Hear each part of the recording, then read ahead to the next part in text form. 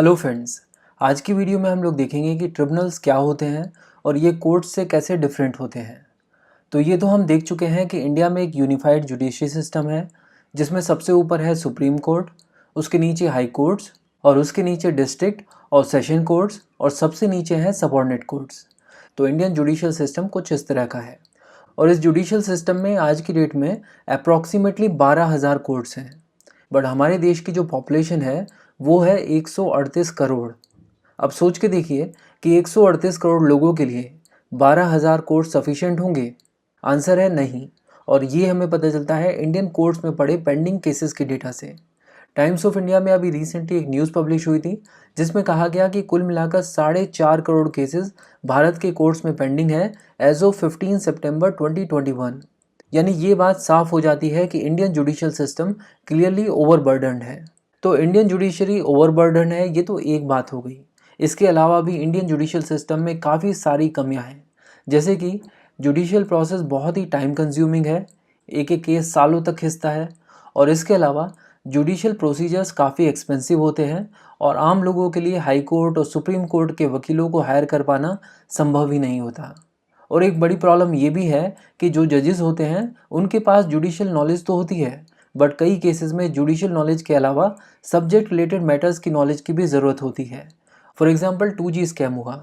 अब अगर जज को टेलीकॉम सेक्टर का कुछ भी पता नहीं है, बैंडविड्थ क्या होती है, स्पेक्ट्रम क्या होता है, तो वो किस बेस पर अपना जजमेंट देंगे। तो ऐसे में सिर्फ लीगल अप्रोच सफिशिएंट नहीं होती।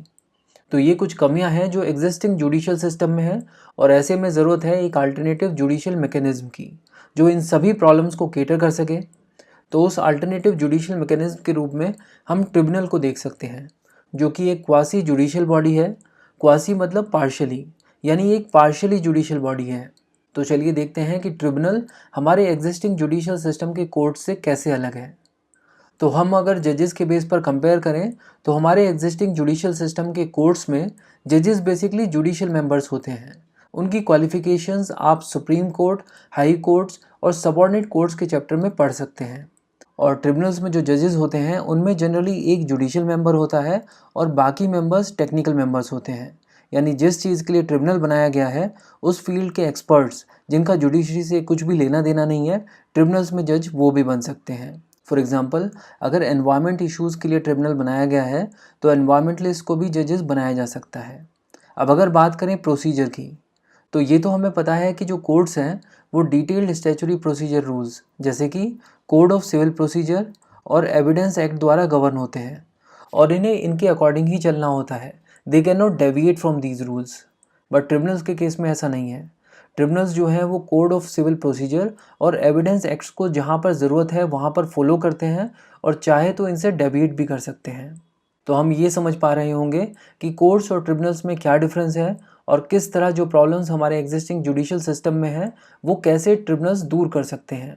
बट प्रॉब्लम ये है कि जब हमारा कॉन्स्टिट्यूशन बनकर तैयार हुआ था तो उसमें ट्रिब्यूनल्स बनाने से रिलेटेड कोई भी प्रोविज़न नहीं था।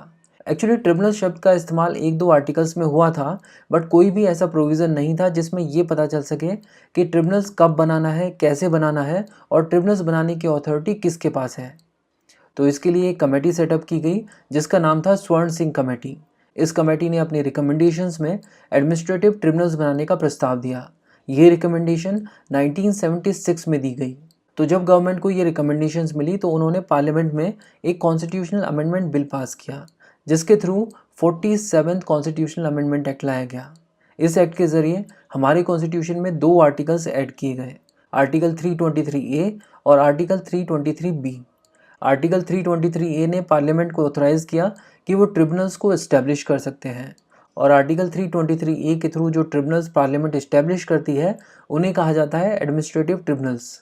इसके अलावा आर्टिकल 323B ने पार्लियामेंट और सभी स्टेट्स के स्टेट लेजिस्लेचर को ऑथराइज़ किया कि based on their legislative competence, मतलब जिन सब्जेक्ट्स पर उनके पास लॉ बनाने की पावर है, उनसे रिलेटेड मैटर्स के डिस्प्यूट रिजोल्यूशन के लिए वो ट्रिब्यूनल्स बना सकते हैं। इन ट्रिब्यूनल्स को कहा जाता है ट्रिब्यूनल्स फॉर अदर मैटर्स। अब अगर हम आर्टिकल 323A पर फोकस करें तो हमने कहा कि पार्लियामेंट को ऑथराइज़ किया गया था कि वो एडमिनिस्ट्रेटिव ट्रिब्यूनल्स इस्टेब्लिश कर सकती है। तो ऑब्वियस सी बात है कि पार्लियामेंट ने इन ट्रिब्यूनल्स को इस्टेब्लिश करने के लिए कोई ना कोई एक्ट पास किया होगा जिसके थ्रू ये एडमिनिस्ट्रेटिव ट्रिब्यूनल्स बनाए गए होंगे। तो इस एक्ट या लॉ का नाम है एडमिनिस्ट्रेटिव ट्रिब्यूनल्स एक्ट 1985 और इस एक्ट के ज़रिए पार्लियामेंट ने एक नहीं बल्कि 2 ट्रिब्यूनल्स इस्टेब्लिश किए थे। पहला सेंट्रल एडमिनिस्ट्रेटिव ट्रिब्यूनल और दूसरा state administrative tribunal. Hello friends, आज की वीडियो में हम लोग देखेंगे कि अगर आप प्रेसिडेंट बनना चाहते हैं तो कैसे बन सकते हैं। किसी भी जॉब को करने से पहले आप चाहेंगे कि आपको ये पता हो कि वो जॉब है क्या।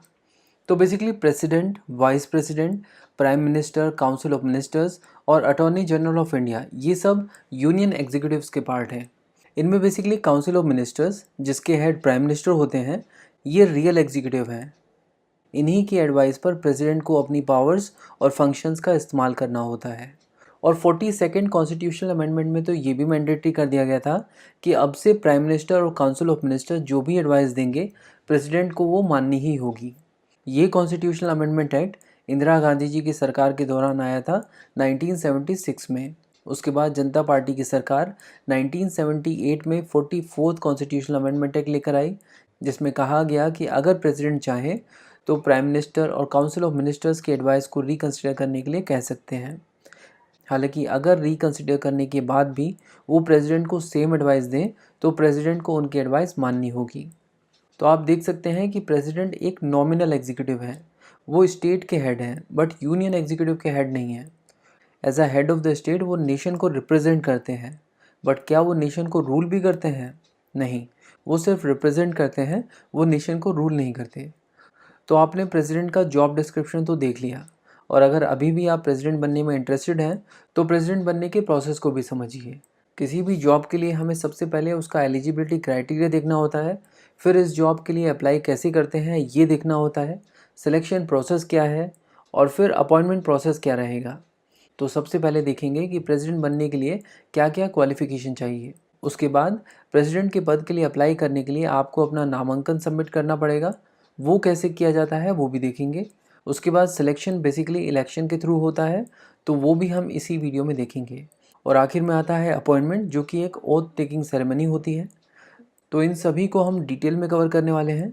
बट किसी भी जॉब में आप तभी अप्लाई करते हैं जब वहाँ पर वैकेंसी हो। तो सबसे पहले हमें ये देखना होगा कि प्रेसिडेंट का पद कब खाली होता है। देखो, कोई भी प्रेसिडेंट अपने पद पर 5 साल तक रहता है। रामनाथ कोविंद जो हैं ये 2017 में प्रेसिडेंट बने, इसका मतलब अब प्रेसिडेंट की ओपनिंग 2022 में निकलेगी। इसके अलावा इन 5 साल के बीच में अगर करंट प्रेसिडेंट की डेथ हो जाए, प्रेसिडेंट खुद अपना इस्तीफ़ा दे दें या फिर उनका इम्पीचमेंट हो जाए, तो इन केसेस में प्रेसिडेंट का पद खाली हो सकता है। तो आप मान के चल सकते हैं कि 2022 यानी अगले साल प्रेसिडेंट की ओपनिंग निकलने वाली है। तो सबसे पहले हम ये चेक करेंगे कि क्या आप प्रेसिडेंट बनने के लिए क्वालिफाइड हैं या नहीं। क्वालिफ़िकेशन तो बेसिकली सिंपल है।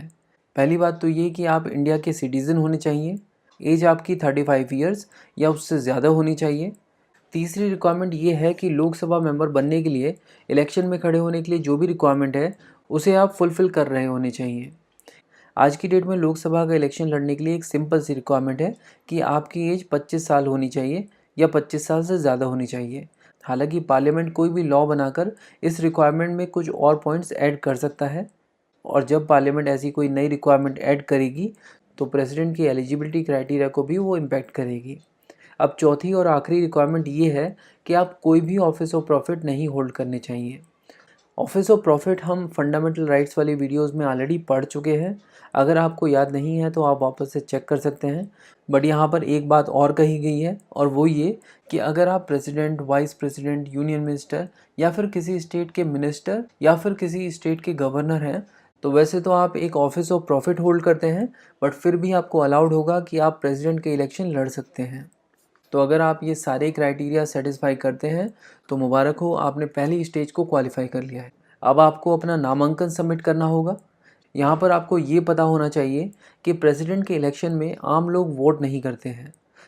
प्रेसिडेंट के इलेक्शन में एक इलेक्टोरल कॉलेज होता है, और इस इलेक्टोरल कॉलेज में जो भी लोग होते हैं सिर्फ वही वोट करते हैं। हालांकि ये बात अलग है कि इस इलेक्टोरल कॉलेज के जो लोग हैं उन्हें भारत के लोग ही चुनते हैं, और इसीलिए हम कह सकते हैं कि प्रेसिडेंट को भी इनडायरेक्टली भारत के लोग ही चुनते हैं, और इसीलिए इसे इनडायरेक्ट इलेक्शन कहा जाता है। बट हमें तो प्रेसिडेंट पद के लिए नामांकन फिल करना था, तो हम ये सब बातें क्यों कर रहे हैं।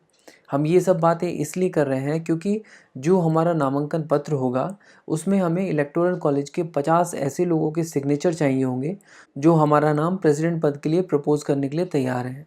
और उसके अलावा इसी इलेक्टोरल कॉलेज के 50 और ऐसे लोग चाहिए होंगे जो हमें प्रेसिडेंट पद पर देखना चाहते हैं और हमारे नामांकन पत्र में सिग्नेचर करने के लिए तैयार हैं एज सेकेंडर्स।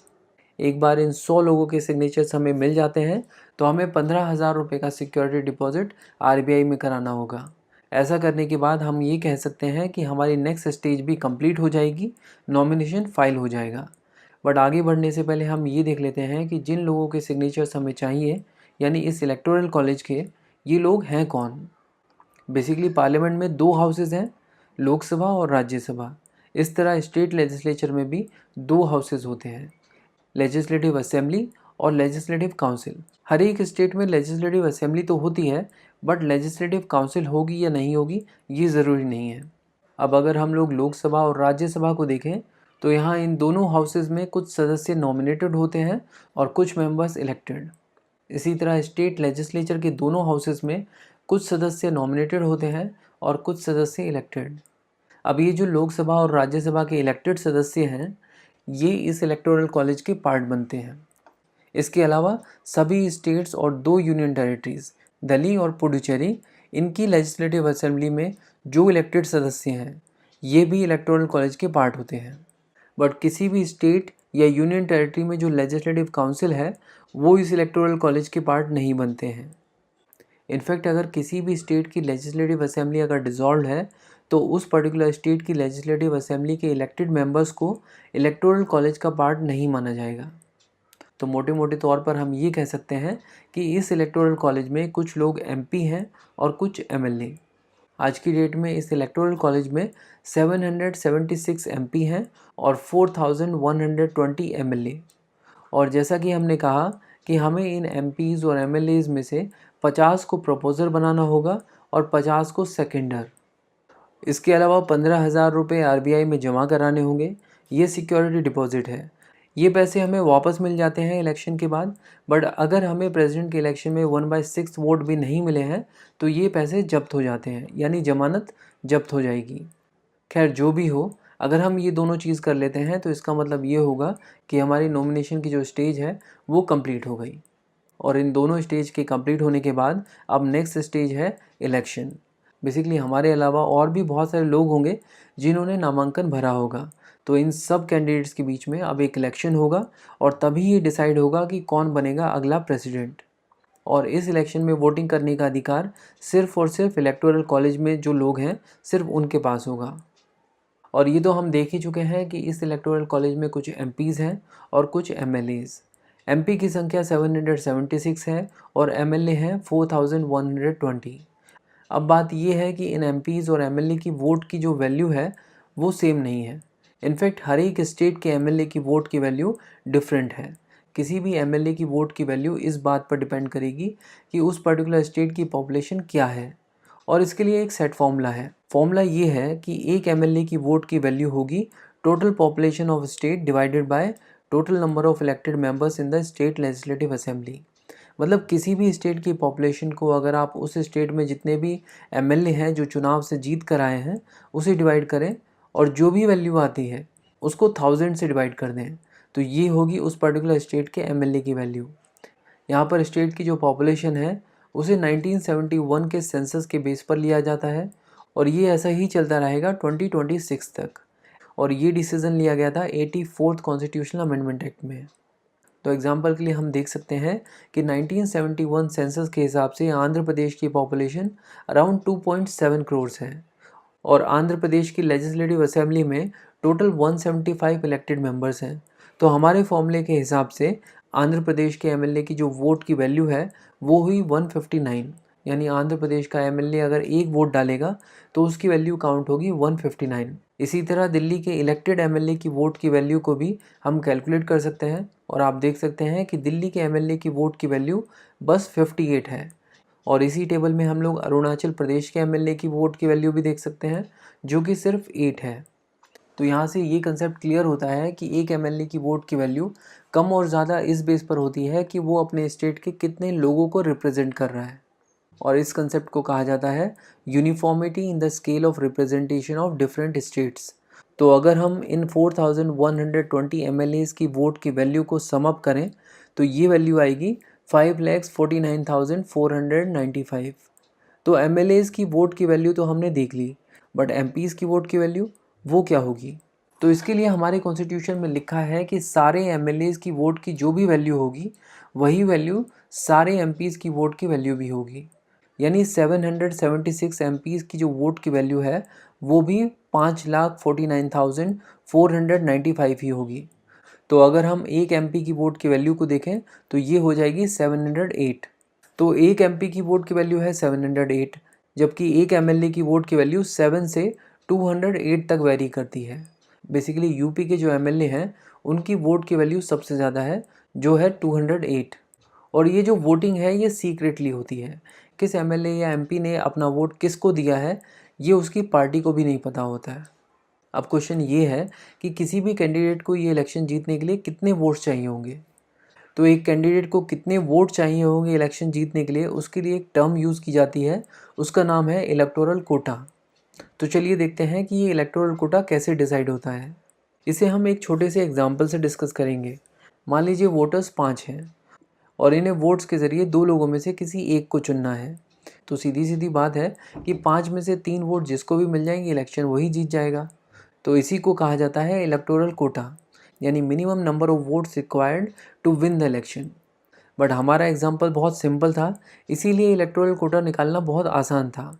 बट जब बड़े बड़े इलेक्शंस होते हैं तो उसमें इलेक्टोरल कोटा निकालने के लिए एक फॉर्मूले का इस्तेमाल किया जाता है। और ये फॉर्मूला कहता है कि जितने लोगों को फाइनली चुनना है उसमें एक ऐड कर दीजिए और उस वैल्यू से आप total number of valid votes को डिवाइड कर दीजिए और जो भी वैल्यू आएगी उसमें आप फिर से 1 ऐड कर दीजिए। ये होगा इलेक्टोरल कोटा। अगर हम वापस से अपने एग्जाम्पल में इस फॉर्मूले को यूज़ करें तो आप देख सकते हैं कि टोटल 5 लोगों ने वोट किया था, उसे हम डिवाइड करेंगे उस वैल्यू से जितने लोग हमें चुनने थे और हमें सिर्फ एक ही चुनना था। इसमें हमें 1 ऐड करना होगा और इसका जो भी आंसर आएगा उसमें भी हमें 1 ऐड करना होगा। तो ये जो है इसे कैलकुलेट करके वैल्यू आएगी 2.5। 1 ऐड करेंगे तो ये हो जाएगी 3.5। राउंड ऑफ करके वैल्यू हो गई 3, यानी ये तो वही वैल्यू है जो हमने एक्सपेक्ट की थी। प्रेसिडेंट के इलेक्शन में इलेक्टोरल कोटा होगा total value of votes divided by 2 + 1। तो इलेक्टोरल कॉलेज क्या है ये हमें क्लियर है, कैंडिडेट्स हमारे पास हैं ही, और इलेक्टोरल कोटा क्या है ये भी हमें क्लियर हो गया। अब बात करते हैं वोटिंग की। वोटिंग के लिए सिस्टम ऑफ प्रोपोर्शनल रिप्रेजेंटेशन का इस्तेमाल होगा और प्रोपोर्शनल रिप्रेजेंटेशन का जो तरीका प्रेसिडेंट इलेक्शन में यूज़ होता है वो है सिंगल ट्रांसफरेबल वोट। तो इस तरीके को हम एक एग्जांपल से समझेंगे। इस सिस्टम में बैलेट पेपर कुछ इस तरह का होता है। इस बैलेट पेपर पर जितने भी कैंडिडेट्स प्रेसिडेंट का इलेक्शन लड़ रहे हैं उनका नाम लिखा होगा। इलेक्टोरल कॉलेज के हर एक मेंबर को अपनी अपनी प्रेफरेंसेस बतानी होंगी। फॉर एग्जांपल मैं चाहता हूं कि बी प्रेसिडेंट बने और उसके लिए बी को मैं फर्स्ट प्रेफरेंस देता हूं। बट अगर बी प्रेसिडेंट नहीं बनते हैं तो मैं दूसरे नंबर पर ए को चाहूँगा कि वो प्रेसिडेंट बन जाए, और वो भी अगर प्रेसिडेंट नहीं बनते हैं तो सी चलेगा, और सी भी नहीं बनते हैं तो डी ठीक रहेगा। इलेक्टोरल कॉलेज के हर एक मेंबर को इस तरह अपनी प्रेफरेंसेस बैलेट पेपर पर लिखनी होगी। तो ये तो हो गई वोटिंग। अब हम काउंटिंग के प्रोसेस को समझेंगे। एक सिनेरियो को कंसिडर करते हैं। यहाँ पर हम देख सकते हैं कि प्रेसिडेंट इलेक्शन के लिए टोटल 4 कैंडिडेट्स हैं, ए, बी, सी और डी। तो यहाँ पर इलेक्टोरल कोटा होगा total value of votes divided by 2 + 1। यहाँ पर हम देख सकते हैं कि टोटल 8 लोगों ने वोट किया है। सिंप्लीफाई करने के लिए हम हर एक वोट की वैल्यू को 1 ही मानकर चल रहे हैं, क्योंकि कुल मिलाकर 8 लोगों ने वोट किया है। तो टोटल वैल्यू ऑफ वोट हुई 8, यानी इलेक्टोरल कोटा हो गया 5। तो चलिए अब काउंटिंग शुरू करते हैं। फर्स्ट फेज़ में सिर्फ फर्स्ट प्रेफरेंस वोट ही काउंट होंगी। तो हम देख सकते हैं कि यहाँ पर ए को 2 बैलेट पेपर में फर्स्ट प्रेफरेंस वोट मिली है, तो हम यहाँ पर ए के सामने 2 लिख देते हैं। इसी तरह अगर हम लोग बी के वोट्स को काउंट करें तो बी को मिली हैं 3 वोट्स, सी को मिली हैं 2 वोट्स, और हम देख सकते हैं कि डी को सिर्फ एक ही फर्स्ट प्रेफरेंस वोट मिला है। इसका मतलब ये कि यहाँ पर किसी भी कैंडिडेट के पास इलेक्टोरल कोटा नहीं है। हमारे कॉन्स्टिट्यूशन में लिखा है कि अगर किसी भी कैंडिडेट के पास इलेक्टोरल कोटा नहीं है प्रेसिडेंट इलेक्शन में, तो जिस भी कैंडिडेट के पास सबसे कम वोट हैं वो प्रेसिडेंट की रेस से बाहर हो जाएगा। तो यहाँ पर डी जो है वो रेस से बाहर होता है, और जो भी कैंडिडेट बाहर होता है उसको जिसने भी वोट किया है उसके वोट उसकी सेकंड प्रेफरेंस को ट्रांसफ़र हो जाएंगे। तो डी को सिर्फ 1 बैलेट पेपर में फर्स्ट प्रेफरेंस मिली थी, उसका वोट अब ए को ट्रांसफ़र हो जाएगा, क्योंकि इस बैलेट पेपर में सेकंड प्रेफरेंस ए को दी गई है। यानी ए के पास अब 2+1 यानी 3 वोट्स हो गए हैं। बट अभी भी किसी भी कैंडिडेट के पास इलेक्टोरल कोटा नहीं है। तो हमें यही प्रोसेस अभी फिर से रिपीट करना होगा, क्योंकि अब सी के पास सबसे कम वोट है, तो इस बार सी रेस से बाहर हो जाएगा। सी को बेसिकली 2 वोट्स मिले थे। इन दोनों बैलेट पेपर्स में हम देख सकते हैं कि बी को सेकंड प्रेफरेंस दी गई थी, तो सी के जो वोट्स हैं वो बेसिकली बी को ट्रांसफ़र हो जाएंगे। यानी बी के पास अब 3+2 यानी 5 वोट्स हो गए हैं। इसी के साथ बी ने इलेक्टोरल कोटा को अचीव कर लिया है और बी इस इलेक्शन को जीत चुके हैं। तो बी जो है वो प्रेसिडेंट बनने के लिए अभी तैयार हैं, बट ऐसा हो सकता है कि कोई कैंडिडेट इस इलेक्शन से नाखुश हो, और अगर ऐसे में वो डिस्प्यूट रेज़ करना चाहते हैं तो वो डिस्प्यूट रेज़ कर सकते हैं सुप्रीम कोर्ट में, और सुप्रीम कोर्ट जो भी डिसीज़न देगा उसे फाइनल डिसीज़न माना जाएगा। प्रेसिडेंट का इलेक्शन आप जीत चुके हैं और आपको प्रेसिडेंट ऑफिस में अब एंटर करना है, बट उससे पहले आर्टिकल 60 में मेंशन ओथ आपको लेनी होगी, और ये जो ओथ है ये आपको chief justice of India administer कराएंगे। अगर chief justice of India available नहीं है तो सुप्रीम कोर्ट के जो भी सीनियर मोस्ट जज हैं प्रेसिडेंट को ये ओथ वो भी दिलवा सकते हैं। कोई भी प्रेसिडेंट या फिर any person acting as a president, for example अगर प्रेसिडेंट की डेथ हो जाती है और वाइस प्रेसिडेंट उनके बिहाफ पर 6 महीने के लिए प्रेसिडेंट बनते हैं, तो ऐसे में उन्हें भी ओथ लेनी ज़रूरी है। इस ओथ में लिखा है कि उन्हें अपने प्रेसिडेंट के फंक्शंस को फेथफुली एग्जीक्यूट करना है, कॉन्स्टिट्यूशन और लॉ को प्रिजर्व, प्रोटेक्ट और डिफेंड करना है, और अपने आप को भारत के लोगों की सर्विस और वेल बीइंग के लिए डिवोट करना है। तो जैसे ही आप ये ओथ लेते हैं, प्रेसिडेंट बनने की सारी प्रक्रिया जो है वो ख़त्म हो जाती है। अब आप अपना बैग पैक करके राष्ट्रपति भवन में शिफ्ट हो सकते हैं।